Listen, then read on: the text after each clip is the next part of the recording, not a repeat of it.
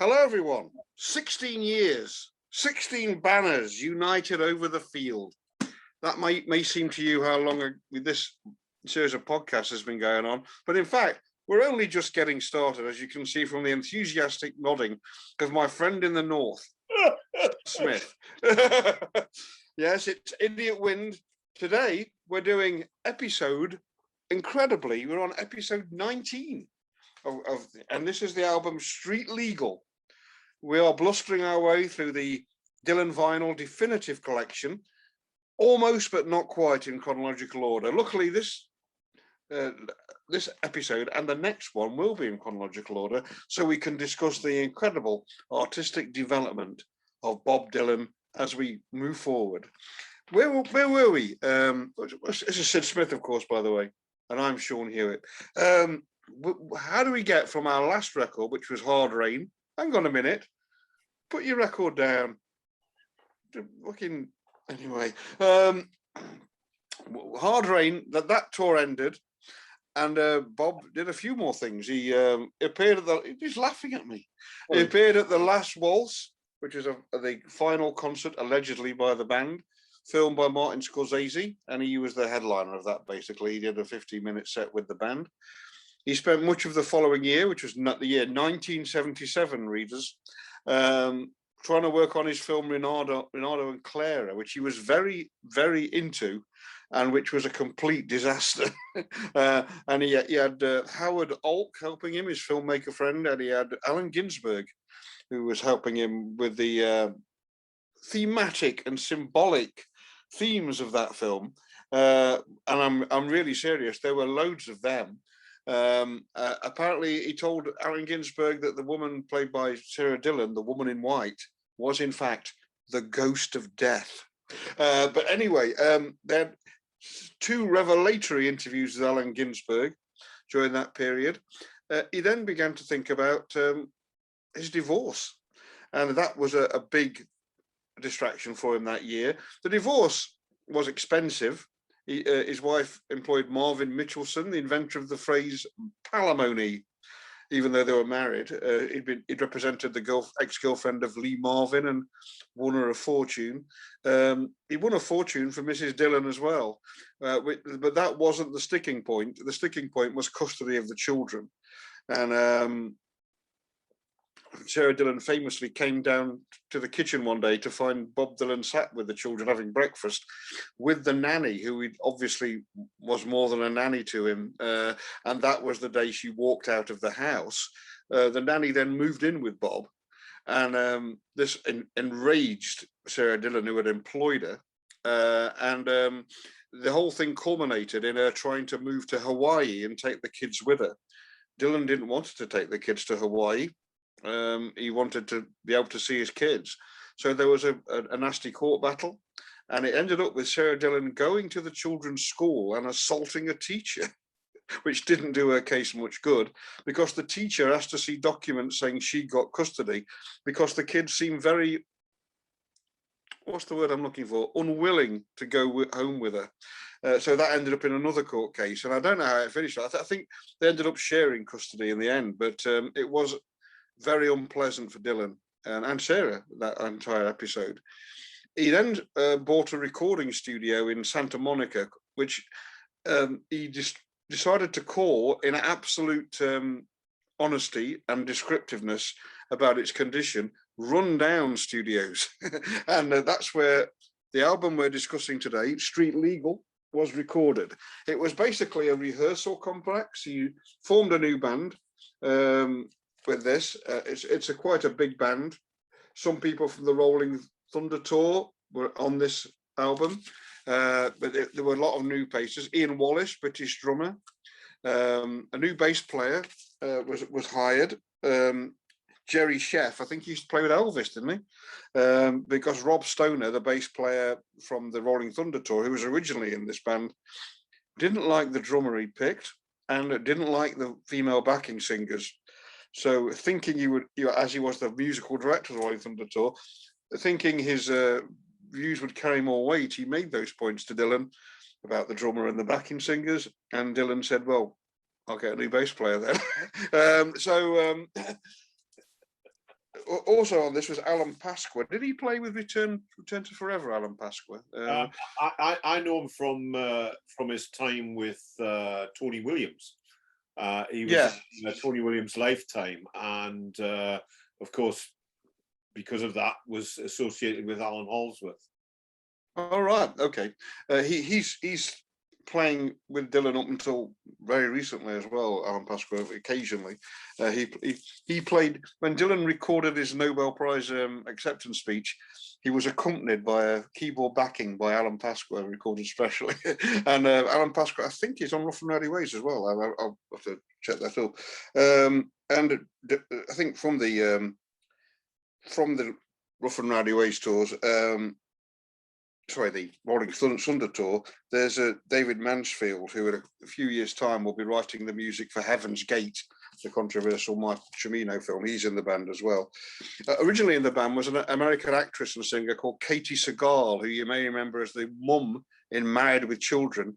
And she's also a voice in Futurama, the animated comedy. She's the main female voice in that. And she was so fangirlish and enthusiastic about being in the group for the few days she was in it that Dylan sacked her. So he just couldn't take it. It was like, oh, Bob, you know, yeah, bye. And there was Alina Springs, who he may have had a relationship with, but he certainly wrote several songs with. She's a very famous backing singer. She backed Bowie at Live Aid, and I've seen her in Elton John's group as well. And she was in the original lineup of this band. And Caroline Dennis, I think, will be very important in this story very shortly. Anyway, he was writing a lot of songs, and these songs are quite remarkable in that I think, just to put it briefly, I've been rambling on a bit now, they feature the kind of concentrated poetic writing you're not going to hear much about for the next few years. So they're quite remarkable for that. What did you think of this one, Sid? Well, before we get to that, I want to say that my copy of Street Legal isn't part of the definitive vinyl, because as what?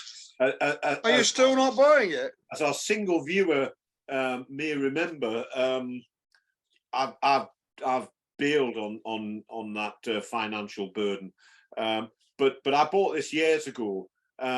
So my question to you is, obviously this comes without a fantastic magazine, and I just wonder. Oh yes. I just wonder what the magazine contains, and perhaps tell me what I'm missing. For once, it's got this quite striking cover, which features another unseen photo. And if you open the, if you've got this, have you got the inner sleeve with your edition of the no album? No. Well, this has got the inner sleeve, which is that striking picture of Bob. Yes, you have got inner sleeve. And this one, which is a mysterious picture of him in what seems to be a restaurant with a mysterious person next to him. That person next to him is the American guitarist George Benson. Right. That's who he's sitting with for unknown reasons. I think they're just having dinner, and he's not on the album. Anyway, so there's that. Did George Benson say to the waiter, "Bring me the night"? I don't understand that.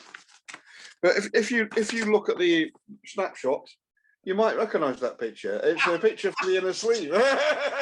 So it tells you. It tells you that it does. Yeah. Who is the almost invisible man sitting with Bob? It says.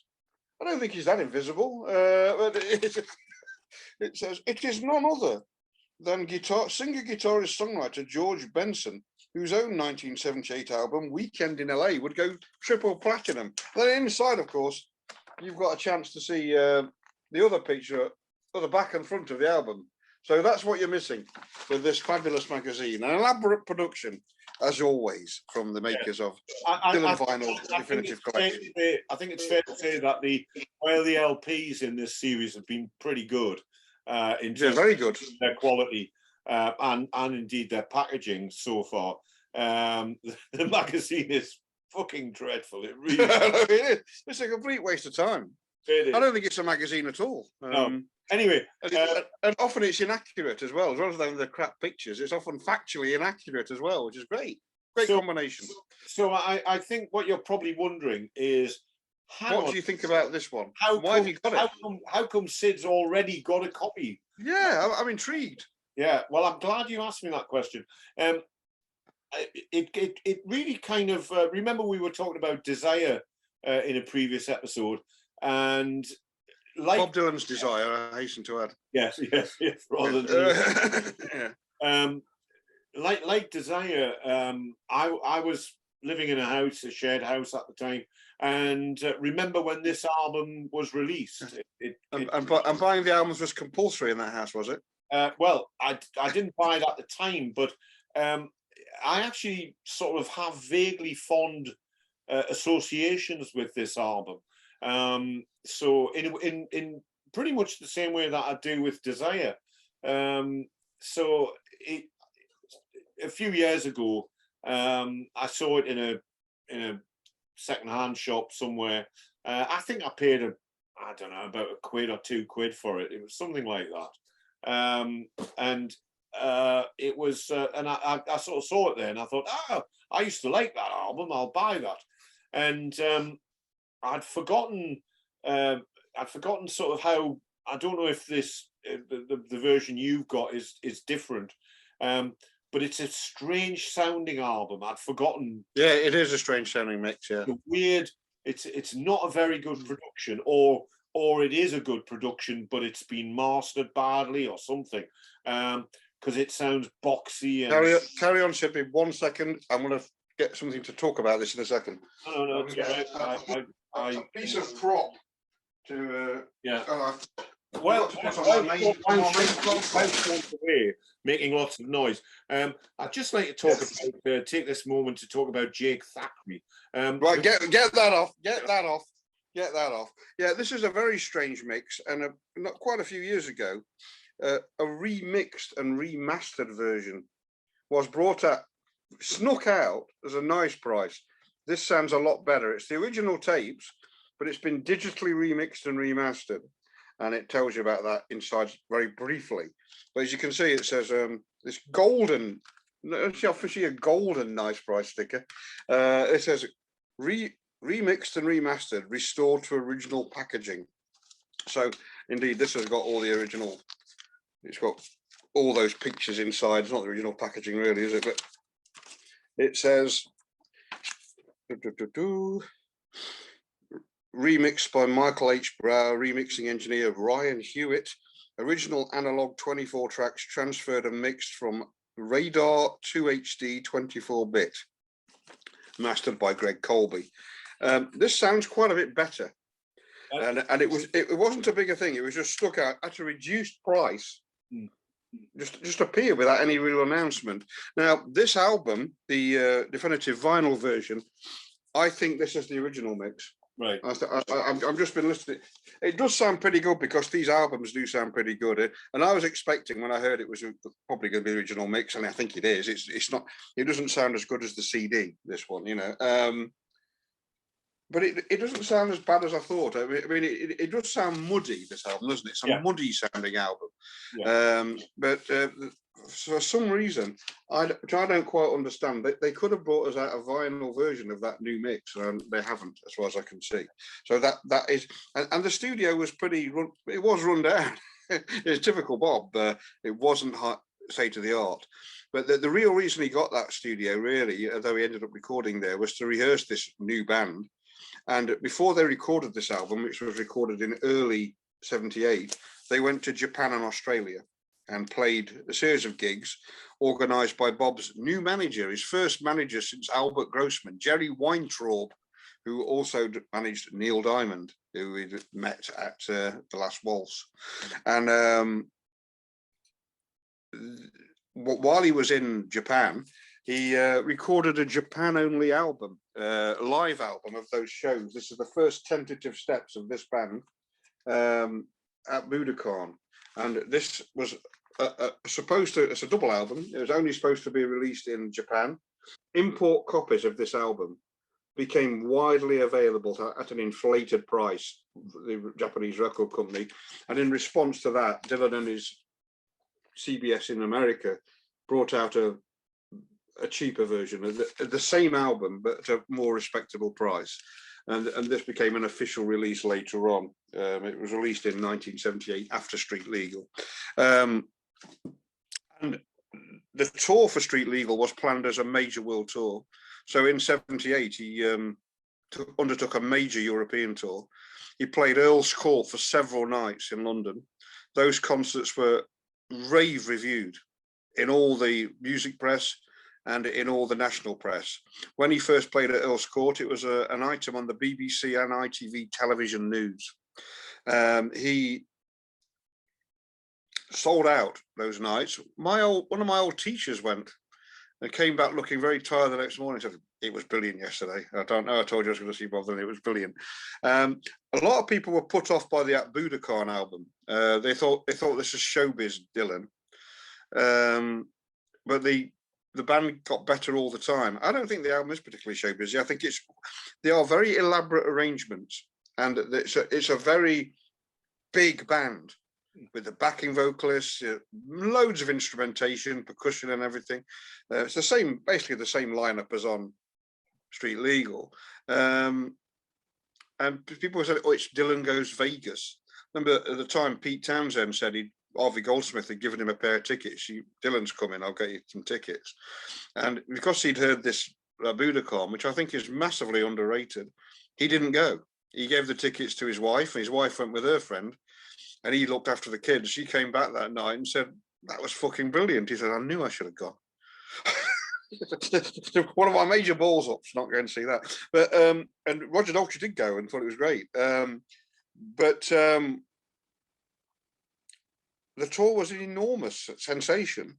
And 25 days after playing Earl's Court for several nights, he played to 200,000 people at Blackbush and ended the European tour there. So he was a major figure on this tour, and he was getting rave reviews. When he went to America with the set list changed and the show was, as he always does, but the same band and the same presentation was really slagged off in America. He was pretty baffled why the reactions were in Europe. This is amazing. In America, and he said it was very weird for him to get such wildly disparate reactions in different countries to the same presentation. What do you think of the record? As I say, I have a positive association with the record, and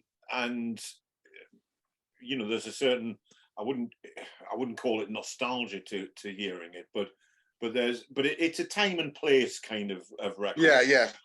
For me, and often when for the most part, music we tend to associate with good times, and the album certainly fits into that. There was a lightness of touch to some of it. I mean, some of it's fairly jaunty, it bounces along in a way that not all Bob Dylan albums bounce along. So from that point of view, it sort of felt quite different to Desire. It wasn't the same thing as Desire. It sort of felt like I think with the addition of brass and what have you, it sort of felt a bit all sort of fleshed out and maybe a bit sort of technicolorish. You'd gone from having on Desire, you had those sculpted annotations that Scarlet Riviera was supplying on virtually every gap in the verse of a song. On this album, there's not that kind of close following from an instrument in the way that there was on Desire, but there's a bit of space on Desire, which on Street Legal, which I quite like. Overall, it was an album I felt quite well disposed to, and I suppose Desire and this album follows Desire, doesn't it? Yes, this is 2 years after Desire. Yeah, I'm just trying to think of the sequence that I listened to it in, and I suppose this was an album where if I was going to try and get into someone and become a fan this was the album I was doing that with the most, I think. Yeah. At the time, I want to make it clear, at the time I had no idea. I mean, I didn't own this album at the time. It was a friend who owned the album. And at the time I had no knowledge of who was on the album, you know. Yeah. Which surprises me actually, because I always used to like look at album credits and so on. So I don't think I knew at the time that there was a King Crimson connection with this record in the shape of Ian Wallace. But it's an album, as I say, I sort of feel quite well disposed to it. It's not an album, truth be told, since I bought it for a couple of quid. I may have only played it once or twice at most, but I had the good fortune to interview Ian Wallace on many occasions, and not interview him, but you know, Ian would often just ring up for a chat. This was when I was after I'd written the King Crimson biography, when that was first published, and every now and again Ian would just take it upon himself to give us a ring, and usually in the company of his wife at the time, Margie, who was lovely person. They were both lovely people, and every now and again when I knew we were doing this, I thought, oh God, what did Ian have to say about working with Dylan? And I'm embarrassed to say that I didn't ask him any real questions about working with Dylan. I haven't got a killer quote from his time with Dylan. The only thing I can vaguely remember if Dylan came up in conversation is I think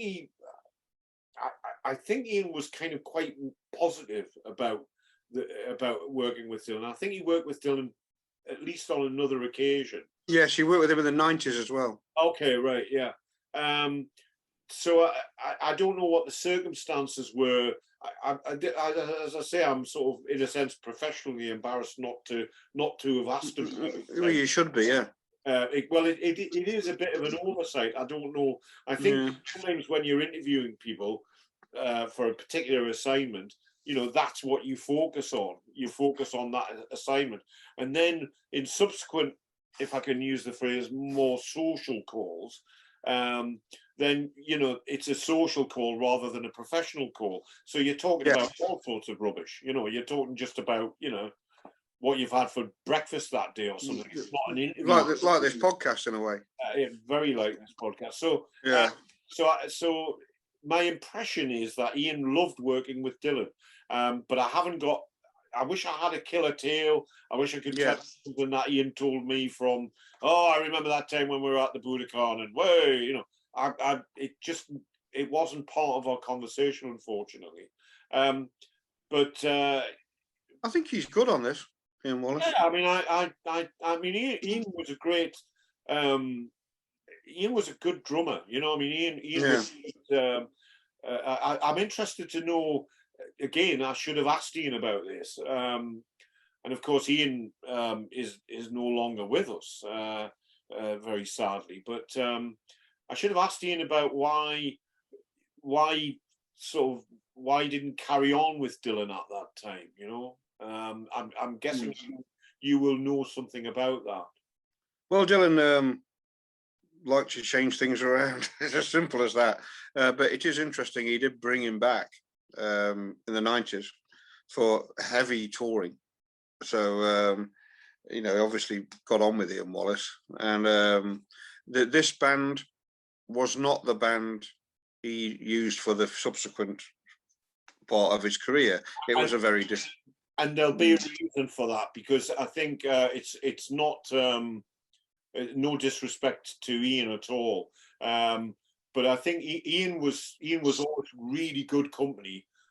He's a very funny guy, really super sharp wit. But I think Ian would admit, you know, he didn't mind a bit of a drink, and he didn't mind a bit of a party, you know, and maybe in the next phase of Dylan's career, There wasn't much drinking and partying in the next 2 or 3 records. Yeah, and maybe he chose the band. The main drummer he chose on the road after this, immediately after Ian Wallace in the live band, was the great Jim Keltner, who's played with a lot of big artists. Yeah. And at the time, I think it's true to say Jim Keltner was undergoing his own religious conversion. So I think that may have been a big factor. Yeah. And I think he just picked a band that he thought was more appropriate for that material. Sure. Rather than this band, because a lot of this band, some of this band do survive, and some of the backing singers survive, but they're all.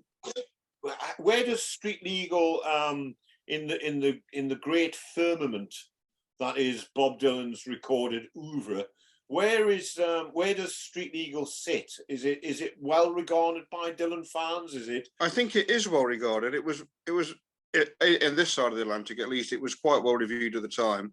It was very poorly reviewed in America, I understand.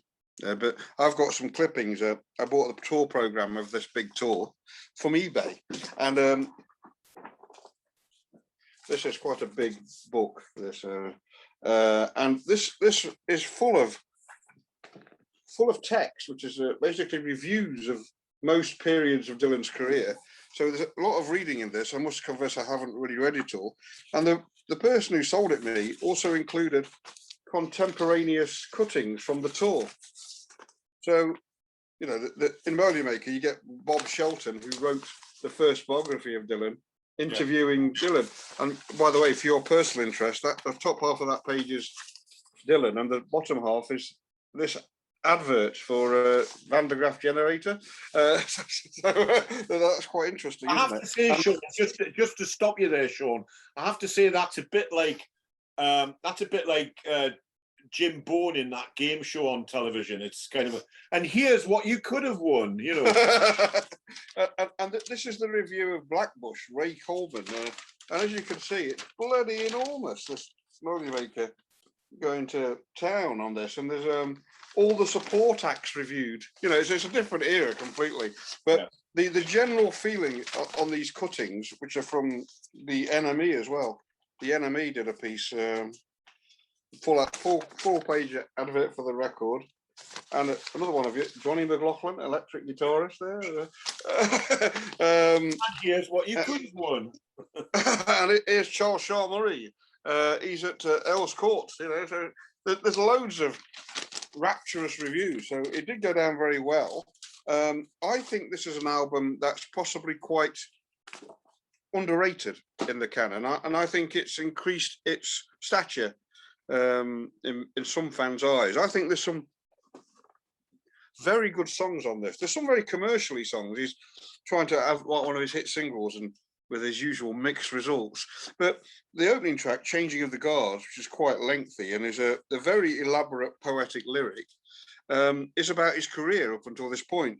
16 years, 16 banners united over the field where the good shepherd grieves. This is 16 years since his first record.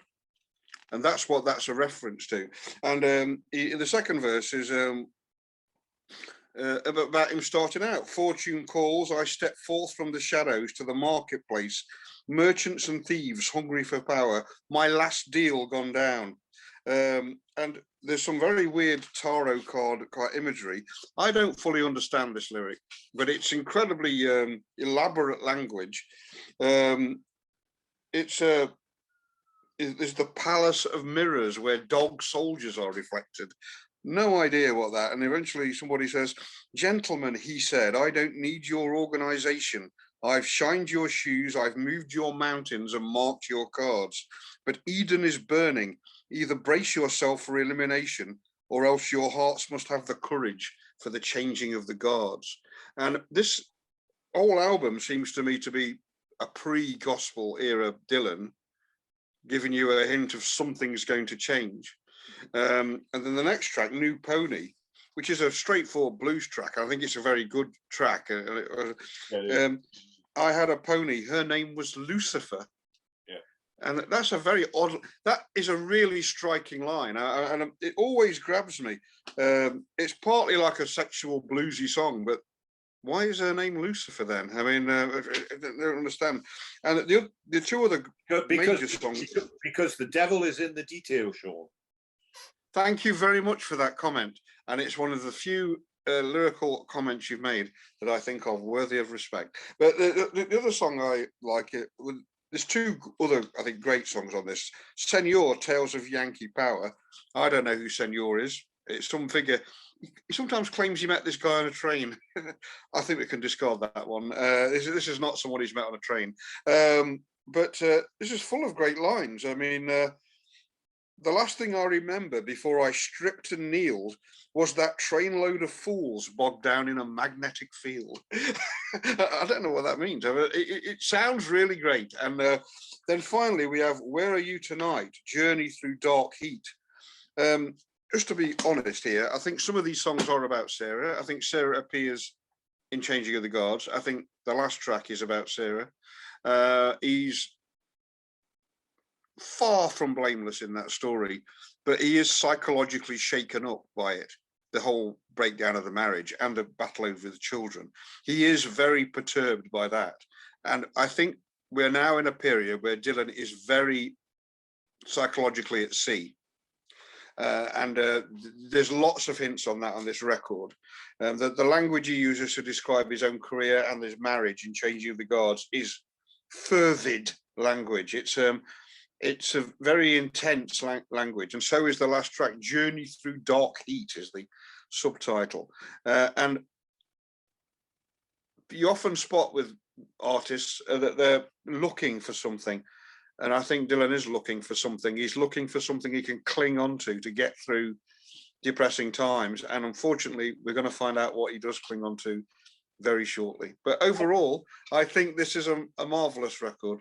What's the one track that you'd take from this record? Senor. Okay, right, okay. There's a great, on the latest bootleg series, there's a great 1980 rehearsal of Senor. The tape just goes straight into it at the beginning of disc 1, and it's a tremendously dramatic performance. And I think I saw him play it once years ago. Yeah. You just suddenly realise this is a great song. This is a very dramatic, theatrical song of a kind that wouldn't have been out of place on Desire. Yeah, okay. I think the track I'd take from this album, surprisingly, oh God, what's the one that goes How Much Longer? What's that called? Is that the second New track? Pony. Yeah. He had a pony. Her name was Lucifer. Yeah, I quite like that track, primarily because of the guitar riff, which kind of has a lovely bend to it. So I'm quite taken with that track. But the one I would pick, perhaps obviously, is Changing of the Guard. I just think I love Changing of the Guard as well. Yeah, I'm choosing it despite the fact that it's a long song. With very knotted poetic language all the way through. And if only it could have just edited it down into a decent 3 minutes, it would be a brilliant song. But as it is, it burbles along quite nicely. And it's a good opener, isn't it? It's a great sort of upbeat opener. It's got some good hooks in it through the parts, etc. So that's my pick. Okay, good choice. I think we've only got in our allocated time. I think we're just about out. So, really? Sorry about my rambling. Well, I think a lot of people are sorry about your rambling, quite frankly. Someone's got to shut you down somehow. But so you've alluded, you've dropped heavy hints. There's been all sorts of foreshadowing going on here. What's next, Sean? Next week, or next episode, whenever we're going to do it, I don't know, when we get the record, it's episode 20, and Dylan will be getting on board A Slow Train Coming.